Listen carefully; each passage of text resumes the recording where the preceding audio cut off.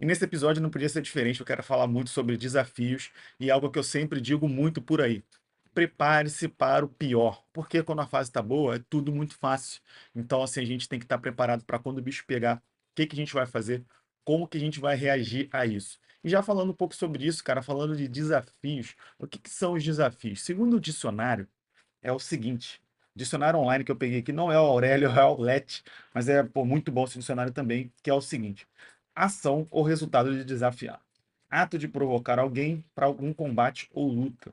Qualquer espécie de provocação, ação muito difícil de realizar ou problema que exige coragem e esforço.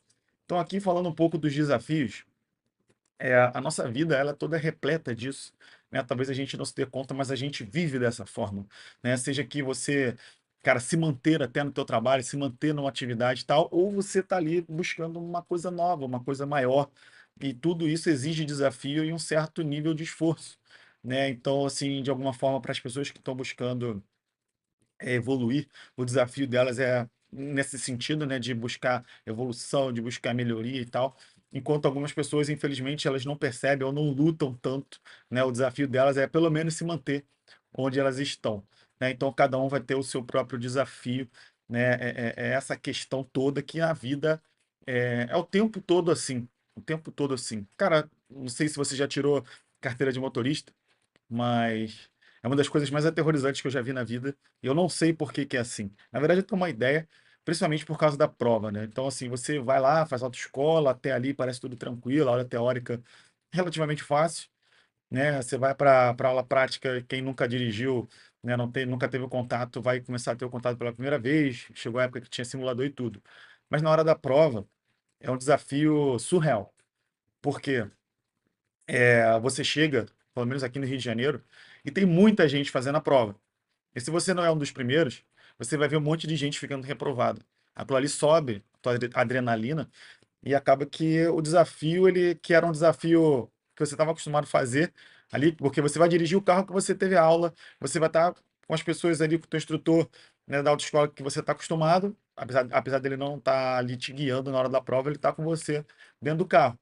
Só que, pelo fato de você ver muitas pessoas ficando reprovadas, tem gente que sente o baque.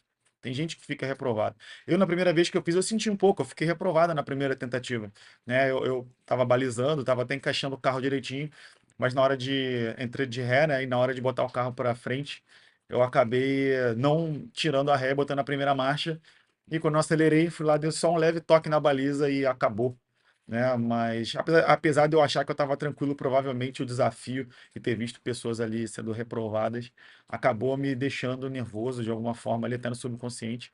E eu, infelizmente, fiquei reprovado, mas eu passei na segunda-feira. E tem até uma coisa importante, cara, porque eu tive outro desafio muito grande quando eu fui tirar quando eu fui tirar minha carteira, né? Porque eu fiquei quase um ano na autoescola. Então, meu Renasce faltava 10 dias para vencer quando eu fiz a segunda prova, né? E se eu ficasse reprovado de novo, eu não ia conseguir fazer. Ia ter que fazer a autoescola toda de novo. Mas, felizmente, eu consegui passar e tô com a carteira até hoje aí. Já se foram uns 13, 14 anos desde esse dia. Então, assim, só para a gente ver que tudo é repleto de desafios. E quando a gente não se prepara para o pior, pode acontecer o que aconteceu comigo. Naquela situação ali, não tinha muita noção. Eu nunca tinha visto as provas ali, como é que era, né? Mas chega na hora, a gente fica meio impressionado ali, com medo, e acaba que, né, a gente não se prepara e, no caso, algumas pessoas como eu ficam reprovadas. Uma coisa mais importante, né, que a gente aborda muito quando fala de desafio e que eu vou falar aqui bastante da gente se preparar para o pior, é que a nossa reação pode determinar nosso futuro em relação a outros desafios. Porque, por exemplo, eu me ferrei na primeira prova, eu tive alguns dias, acho que 30 dias para remarcar e tal, e fazer a prova. Se eu tivesse ficado muito nervoso, talvez eu tivesse perdido, sido reprovado de novo, e aí só fazendo autoescola por, né, todo o ciclo de novo, todas as aulas, tudo de novo, ia ter perdido. Então, a segunda vez eu me preparei muito melhor para o pior do que da primeira vez, o que acabou até me ajudando mais a como me manter, me comportar. Parecia que até que eu estava fazendo a primeira vez, eu estava bem tranquilo, né? Então, assim, a gente precisa entender como que a gente vai reagir a esses desafios.